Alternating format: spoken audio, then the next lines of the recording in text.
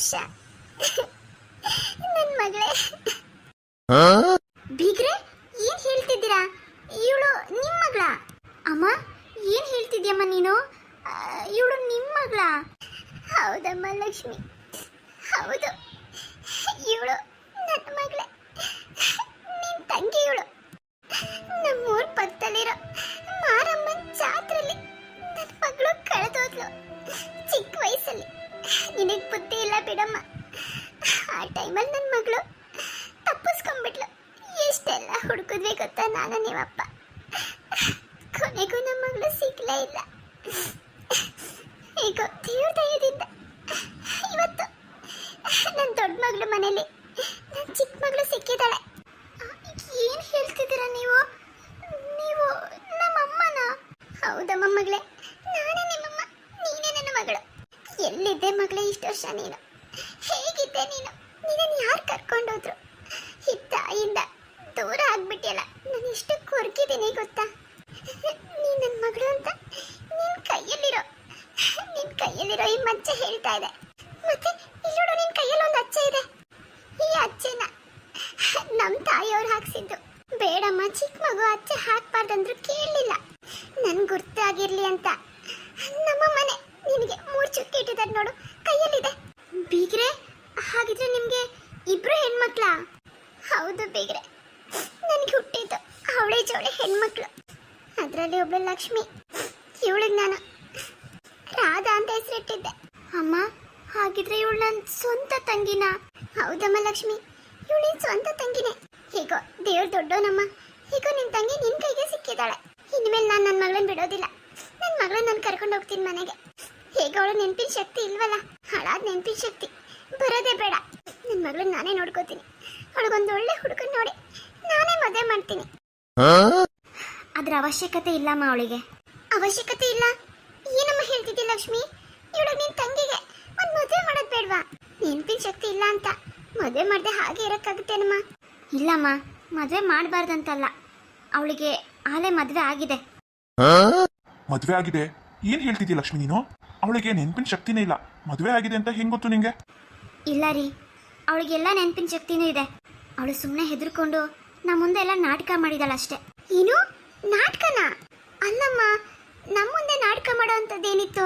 ನಿಜ ಹೇಳಿದ್ರೆ ನಮ್ಮ ಕೈಲಿ ಆದಿದ್ದ ಸಹಾಯನ ಮಾಡ್ತಿದ್ವಿ. ಇಲ್ಲ ಆಂಟಿ, ನಾನು ಹೇಳೋ ಪರಿಸ್ಥಿತಿಲಿ ಇರಲಿಲ್ಲ. ದಯವಿಟ್ಟು ನನ್ನ ಕ್ಷಮಿಸಿ. ಆದರೆ ಲಕ್ಷ್ಮಿ ಅಕ್ಕನ ಹತ್ರ ನಾನೆಲ್ಲ ವಿಷಯನೂ ಹೇಳಿದೆ. ಅವರು ನನ್ನನ್ನು ಕಂಡುಹಿಡಿದ್ಬಿಟ್ರು ನಾನು ಸುಳ್ಳು ಹೇಳ್ತಾ ಇದ್ದೀನಿ ಅಂತ. ಹೌದು ಅತ್ತೆ, ಅವಳ ವಿಷಯ ನನಗೆ ನೆನ್ನೆನೇ ಗೊತ್ತಾಯಿತು. ಅದಕ್ಕೆ ನಾನೇ ಸ್ವಲ್ಪ ಹೆದರಿಸಿ ಎಲ್ಲನೂ ಬಾಯಿ ಬಿಡಿಸ್ಕೊಂಡೆ. ಅವಾಗೆಲ್ಲ ಬಾಯಿ ಬಿಟ್ಲು. ಪಾಪ ಅತ್ತೆ, ಅವಳಿಗೆ ಮದುವೆ ಆಗಿದೆ. ಅವಳ ಗಂಡನ ಮನೆಯಿಂದ ಅವಳನ್ನ ಮನೆಯಿಂದ ಆಚೆ ಹಾಕಿದ್ದಾರೆ. ಏನು, ಮನೆಯಿಂದ ಆಚೆ ಹಾಕಿದ್ರ? ಯಾಕಮ್ಮ, ಯಾಕಂತೆ? ಅಮ್ಮ, ನೀವು ಹೇಳಿದ್ರಲ್ಲ ಜಾತ್ರೆಯಲ್ಲಿ ಕಳೆದೋದ್ಲು ಅಂತ, ಅವಳು ಕೂಡ ಅದನ್ನೇ ಹೇಳಿದ್ಲು. ಚಿಕ್ಕವಳಿದ್ದಾಗ ಜಾತ್ರೆಯಲ್ಲಿ ಕಳೆದೋದೆ. ಯಾವುದೋ ಒಂದು ಅಜ್ಜಿ ಅಲ್ಲಿಂದ ಕರ್ಕೊಂಡೋದ್ರಂತೆ. ಆ ಅಜ್ಜಿಗೆ ಮಗ ಸೊಸೆ ಇಬ್ರು ಇದ್ರಂತೆ. ಅವ್ರಿಗೆ ಇನ್ನೂ ಮಕ್ಕಳಾಗಿರ್ಲಿಲ್ವಂತೆ. ಅದಕ್ಕೆ ಇವಳನ್ನೇ ಮಕ್ಳ ಥರ ನೋಡ್ಕೊಳ್ಳೋಣ ಅಂತ ಸಾಕೊಂಡ್ರಂತೆ. ಆಮೇಲೆ ಅವ್ರಿಗೆ ಒಂದು ಹೆಣ್ಮಗು ಆಯ್ತಂತಮ್ಮ. ಅವಾಗಲಿಂದ ಇವಳನ್ನ ತುಂಬ ನೆಗ್ಲೆಕ್ಟ್ ಮಾಡ್ತಾ ಬಂದಿದ್ದಾರೆ. ಮನೆ ಕೆಲಸದೊಳಗಿಂತ ಕಡಿಯಾಗಿ ನೋಡ್ಕೊಂಡಿದ್ದಾರಮ್ಮ. ಹೌದಾ ಮಗಳೇ? ಆಮೇಲಮ್ಮ ಯಾವುದೋ ಹುಡುಗ ಇವಳನ್ನ ನೋಡಿ ಇಷ್ಟಪಟ್ಟು ಮದುವೆ ಮಾಡ್ಕೊಂಡಿದ್ದಾನೆ. ಆದರೆ ಅವ್ರನ್ನ ಸಾಕಿದ್ರಲ್ಲ ಅವ್ರ ಅಪ್ಪ, ಅವರು ಇವಳಿಗೋಸ್ಕರ ಅವಳ ಇಡೀ ಆಸ್ತಿನೇ ಇವಳ ಹೆಸ್ರಿಗೆ ಬರ್ದು ಕೊಟ್ಟಿದ್ದಾರಂತೆ. ಇವಳ ಸಾಕಿರೋ ತಾಯಿ ಅಷ್ಟೇನು ಒಳ್ಳೆಯವ್ರಲ್ವಂತಮ್ಮ. ಆದರೆ ಸಾಕಿರೋ ತಂದೆ ಮಾತ್ರ ತುಂಬ ಒಳ್ಳೆಯವ್ರಂತೆ ಅಮ್ಮ. ಸ್ವಂತ ಮಗಳಿಗಿಂತ ಹೆಚ್ಚಾಗಿ ನೋಡ್ಕೊಂಡಿದ್ದಾರಂತೆ ಇವಳನ್ನ. ಇವಳಿಗೆ ಇವ್ರು ಸಾಕ ತಾಯಿ ಕೊಡಬಾರ್ದು ಹಿಂಸೆ ಕೊಡುವಾಗ ಅವ್ರು ಸಾಕು ತಂದೇನೆ ಅಂತಮ್ಮ ತುಂಬ ಸಪೋರ್ಟ್ ಮಾಡ್ತಿದ್ದಿದ್ದು. ಮತ್ತು ನನ್ನ ಮಗಳಿಗೆ ತೊಂದರೆ ಆಗಬಾರ್ದು ಅಂತ ಇಡೀ ಆಸ್ತಿನ ಇವಳ ಹೆಸ್ರಿಗೆ ಬರ್ತಿದ್ದಾರೆ. ಮತ್ತು ಆ ಹುಡುಗ ಮದುವೆ ಮಾಡ್ಕೊಂಡಲ್ಲ, ಅವ್ರ ಅಪ್ಪನ ಕಂಡೀಷನ್ನು ಏನಾದರೂ ಆಸ್ತಿ ಬರ್ಕೊಟ್ರೆ ಮಾತ್ರನೇ ಮದುವೆ ಮಾಡ್ಕೊಳ್ಳೋದು ಅಂತ ಇತ್ತಂತೆ. ಹಾಗಾಗಿ ಅವ್ರ ಆಸ್ತಿನೆಲ್ಲ ಬರ್ಕೊಟ್ಟಿದ್ದಾರೆ. ಮತ್ತು ಇವ್ರ ಸಾಕು ತಾಯಿ ಮತ್ತು ಅವರ ಮಗಳು ಇಬ್ಬರು ಪ್ಲ್ಯಾನ್ ಮಾಡಿಬಿಟ್ಟು ಇವಳ ಹತ್ರ ಆಸ್ತಿನ ವಾಪಸ್ ಬರ್ಸ್ಕೊಂಡ್ಬಿಟ್ಟಿದ್ದಾರಮ್ಮ. ಆ ವಿಷಯ ಇವ್ರ ಮಾವಂಗೆ ಗೊತ್ತಾಗಿ ಮನೆಯಿಂದ ಆಚೆ ಹಾಕ್ಬಿಟ್ಟಿದ್ದಾರೆ. ಅದಕ್ಕೆ ಇವಳು ಈ ಥರ ಆತ್ಮಹತ್ಯೆಗೆ ಪ್ರಯತ್ನ ಪಟ್ಟು ನಮ್ಮ ಗಾಡಿ ಕಟ್ಟ ಬಂದಿದ್ದಾಳೆ. ಅಯ್ಯೋ ದೇವ್ರೆ, ಮಗಳೇ ನಿನ್ನ ಜೀವನದಲ್ಲಿ ಇಷ್ಟೆಲ್ಲ ಕಷ್ಟಪಟ್ಬಿಟ್ಟೆನಮ್ಮ. ನನ್ನ ಪಾಪಿ. ಅವತ್ತು ನಾನು ನಿನ್ನ ಜಾತ್ರೆಗೆ ಕರ್ಕೊಂಡು ಹೋಗಿಲ್ಲ ಅಂದಿದ್ದೆ, ನೀನು ಕಳೆದೋಗ್ತಿರ್ಲಿಲ್ಲ. ನಿನ್ಗೊಂದು ಒಳ್ಳೆ ಜೀವನ ಕೂಡ ಸಿಕ್ತಿತ್ತು. ನಮ್ಮ ಲಕ್ಷ್ಮಿ ಥರನೇ ನೀನು ಒಂದು ದೊಡ್ಡ ಮನೆಗೆ ಸೊಸೆಯಾಗಿ ಹೋಗಿ ಚೆನ್ನಾಗಿ ಸಂಸಾರ ಮಾಡ್ಕೊಂಡಿರ್ತಾ ಇದ್ದೆ. ಎಲ್ಲ ನನ್ನಿಂದಾನೆ. ಬಾ ಮಗಳೇ, ನಾನು ಮಾತಾಡ್ತೀನಿ ಬಾ ನಿಮ್ಮ ಮಾವನ ಹತ್ರ. ನಾನು ನಿನ್ನ ಗಂಡನ ಮನೆಗೆ ಸೇರಿಸ್ತೀನಿ ಬಾ. ಇಲ್ಲ ಅಮ್ಮ, ಅವ್ರು ಮಾತಾಡಿದ್ರೆ ಕೇಳೋದಿಲ್ಲ. ಆಸ್ತಿ ಬೇಕು ಅವ್ರಿಗೆ, ಆಸ್ತಿ ಅಷ್ಟೇ. ಅಯ್ಯೋ ದೇವ್ರೆ, ನನ್ನ ಹತ್ರನೂ ಅಂತ ಆಸ್ತಿ ಇಲ್ವಲ್ಲ. ನಮ್ಮ ಹತ್ರ ಇರೋದು ಒಂದು ಮನೆ, ಅದು ಬಿಟ್ರೆ ಬೇರೆ ಯಾವ ಆಸ್ತಿನೂ ಇಲ್ಲ. ಆದ್ರೂ ಪರವಾಗಿಲ್ಲ ಮಗಳೇ, ನಿನ್ನ ಜೀವನ ಸರಿ ಹೋಗುತ್ತೆ ಅಂದರೆ ಆ ಮನೆನ ನಿನ್ನ ಹೆಸರಿಗೆ ಮಾಡ್ಕೊಡ್ತೀನಿ ಬಾ. ಅಲ್ಲಮ್ಮ ಲಕ್ಷ್ಮಿ, ನಿನ್ನ ತಂಗಿ ಹೆಸರೇನಮ್ಮ? ಅತ್ತೆ, ಅವಳ ಹೆಸರು ಪ್ರಿಯಾ ಅಂತ. ಓ ಪ್ರಿಯಾ, ನಿಮ್ಮ ಮಾವ ಅವರು ಮನೆಯಿಂದ ಆಚೆ ಹಾಕುವಾಗ ನಿಮ್ಮ ಅತ್ತೆ ಆಗಲಿ ಇಲ್ಲ ನಿನ್ನ ಗಂಡ ಆಗಲಿ ಏನೂ ಮಾತಾಡಲಿಲ್ವಾ? ತಡಿಲಿಲ್ವಾ ನೀನೇನ? ಇಲ್ಲ, ಅಲ್ಲಿ ನಮ್ಮ ಮಾವಂದೇ ನಡೆಯೋದು. ಅವರೆಲ್ಲ ಹೆದರ್ಕೋತಾರೆ ನಮ್ಮ ಮಾವಂಗೆ. ಅಲ್ಲಮ್ಮ, ನೀನು ಕಟ್ಕೊಂಡಿರೋ ಹೆಂಡತಿ ನಿನ್ನ ಮನೆಯಿಂದ ಆಚೆಗೆ ಹಾಕ್ತಿದ್ದಾರೆ ಅಂದರೆ ತಡಿಬೇಕಲ್ವಾ? ಏನಕ್ಕೆ ಹೆದರ್ಕೋಬೇಕು? ಅಲ್ಲ, ಅವರು ಅವ್ರ ಮಗನ್ನೇ ಆಚೆಗೆ ಹಾಕಿದ್ರು ಅವ್ರಿಗೆ ದುಡ್ದು ಹೆಂಡತಿನ ಸಾಕೋ ಶಕ್ತಿ ಇಲ್ಲ ಅಂದಮೇಲೆ ಏನಕ್ಕೆ ಮದುವೆ ಮಾಡ್ಕೋಬೇಕಿತ್ತು? ಹೌದು ಪ್ರಿಯಾ, ನಾನು ಕೂಡ ಅದನ್ನೇ ಯೋಚನೆ ಮಾಡಿದೆ. ಅಪ್ಪಂಗೆ ಏನಕ್ಕೆ ಹೆದರ್ಕೋಬೇಕು? ಅವ್ರು ಮಾಡ್ತಿರೋದು ನ್ಯಾಯವಾಗಿಲ್ಲ ಅಂದಮೇಲೆ ಹೆದರ್ಕೊಳ್ಳೋ ಅವಶ್ಯಕತೆ ಇಲ್ಲ ಅಲ್ವಾ?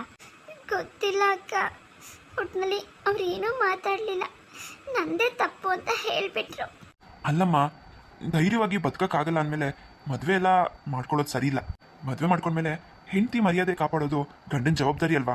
ನಿನಗೆ ಅಷ್ಟೆಲ್ಲ ಅವಮಾನ ಆಗ್ತಿದ್ರು ನೋಡ್ಕೊಂಡು ಸುಮ್ಮನೆ ಇದ್ದಿದ್ದು ನನಗೆ ಯಾಕೋ ಸರಿ ಅನಿಸ್ತಾ ಇಲ್ಲ. ನಡಿಯಮ್ಮ, ನಿನ್ನ ಗಂಡನ ಹತ್ರ ಮಾತಾಡ್ತೀನಿ ನಾನು. ಅದೇನು ಆಸ್ತಿ ಬೇಕು ನಾನು ಕೊಡ್ತೀನಿ, ನಡಿಯಮ್ಮ. ಅಯ್ಯೋ ಬೇಡ ಬಾವ, ಬೇಡ. ನಿಮ್ಗೆ ಯಾಕೆ ತೊಂದರೆ? ನನ್ನ ಜೀವನ ಇದ್ದಂಗೆ ಆಗುತ್ತೆ ಬಿಡಿ. ನೋಡಮ್ಮ, ಬಾಯಿ ತುಂಬ ಭಾವ ಅಂತ ಕರಿತಾ ಇದೆಯಾ?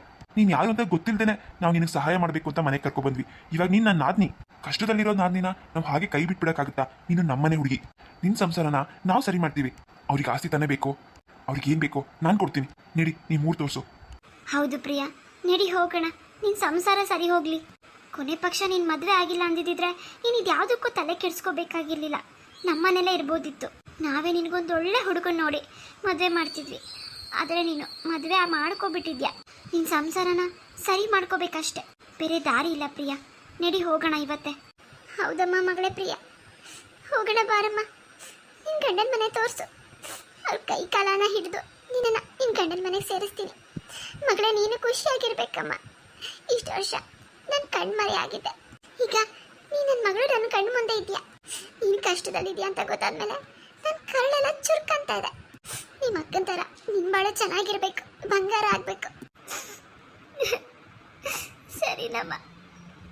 ಅಮ್ಮ, ನಾನು ಎಷ್ಟೆಲ್ಲ ಕಷ್ಟಪಟ್ಟಿದ್ದೀನಿ ಗೊತ್ತಾ ಅಮ್ಮ? ನಮ್ಮಪ್ಪ ಎಲ್ಲಿ, ನಮ್ಮಮ್ಮ ಎಲ್ಲಿ, ನನ್ನ ಜೀವನ ಯಾಕೆ ಹಿಂಗಾಗೋಯ್ತು? ಇಷ್ಟೋ ಸತಿ ನಾನು ಅನಾಥೆ. ಅದಕ್ಕೆ ನನಗೆ ಇಷ್ಟೊಂದೆಲ್ಲ ಹಿಂಸೆ ಕೊಡ್ತಾ ಇದ್ದಾರೆ ಅಂತ ಎಷ್ಟು ಕಣ್ಣೀರು ಹಾಕಿದ್ದೀನಿ ಗೊತ್ತಾ ಅಮ್ಮ? ಆ ದೇವ್ರು ಯಾಕಮ್ಮ ನಿನ್ನ ದೂರ ಮಾಡಿದ್ರು? ಪ್ರಿಯಾ, ಎಲ್ಲ ಹಣೆ ಬರ ಕಣಮ್ಮ, ಹಣೆ ಬರ. ಏನು ಯೋಚನೆ ಮಾಡಬೇಡ ಬಿಡು. ನಿನ್ನ ಹಣೆಯಲ್ಲಿ ಹೀಗೆಲ್ಲ ಬರ್ತಿತ್ತು ಅಂತ ಅನ್ಸುತ್ತೆ ಮಗಳೇ. ಇನ್ಮೇಲೆ ಯೋಚನೆ ಮಾಡಬೇಡ. ನಿನ್ನ ಜೊತೆಗೆ ನಾವೆಲ್ಲ ಇದ್ದೀವಿ, ಧೈರ್ಯವಾಗಿರು. ನೀನು ಸ್ವಲ್ಪ ಧೈರ್ಯ ತಗೋಬೇಕು ಮಗಳೇ. ಹೌದು ಪ್ರಿಯಾ, ಯಾರೋ ಏನೋ ಅಂದ್ರು ಅಂತ ಯಾವುದೇ ಕಾರಣಕ್ಕೂ ನೀನು ತಪ್ಪಿಲ್ದೇನೆ ಅನ್ಸ್ಕೋಬೇಡ. ನೀನು ಪ್ರಪಂಚದಲ್ಲಿ ಎಲ್ಲ ಪ್ರಾಣಿ ಪಕ್ಷಿಗಳಿಗೂ ಎಲ್ಲ ಜೀವಿಗಳಿಗೂ ಸ್ವತಂತ್ರವಾಗಿ ಬದುಕೋ ಅರ್ಹತೆ ಇದೆ. ಆ ಸ್ವತಂತ್ರನ ಈ ಮದುವೆ ಅನ್ನೋ ಬಂಧನ ಆಗಲಿ ಬೇರೆ ಯಾವುದೇ ರೀತಿ ಬಂಧನ ಆಗಲಿ ತಡೆಯೋದಕ್ಕಾಗಲ್ಲ. ಅದೆಲ್ಲ ಪ್ರೀತಿಯಿಂದ ಮಾತ್ರನೇ ಸಾಧ್ಯ. ನೀನು ಸ್ವಲ್ಪ ಧೈರ್ಯವಾಗಿರೋದನ್ನ ಕಲ್ತ್ಕೋಬೇಕು. ಸರಿ, ಇವಾಗ ನಡಿ ಹೋಗೋಣ. ರೀ, ಹೋಗ್ರಿ, ಒಂಚೂರು ಕಾರ್ ತೆಗೀರಿ, ಅವ್ರ ಹಳ್ಳಿಗೆ ಹೋಗೋಣ. ಹಾಂ ಲಕ್ಷ್ಮಿ, ಇವಾಗ ಹೊರಟೆ. ಅತ್ತೆ, ನೀವಿಲ್ಲೇ ಇರ್ತೀರಾ? ನಾವು ಮಾತ್ರ ಹೋಗಿ ಬರ್ತೀವಿ. ಇಲ್ಲಮ್ಮ ಲಕ್ಷ್ಮಿ, ನಾನು ಬರ್ತೀನಿ. ಅವ್ರ ಮಾವನವ್ರಿಗೆ ನಾನು ಸ್ವಲ್ಪ ತಿಳಿ ಬುದ್ಧಿನ ಹೇಳಬೇಕು. ಏನವರು ಇಷ್ಟು ಕಟಕ್ರ? ಕೇವಲ ಒಂದು ದುಡ್ಡಿಗೋಸ್ಕರ ಮನೆ ಸೊಸೆನೇ ಮನೆಯಿಂದ ಆಚೆ ಹಾಕೋದಾ? ಛೇ ಛೇ. ಸರಿ ಅತ್ತೆ, ಬನ್ನಿ ಹೋಗೋಣ.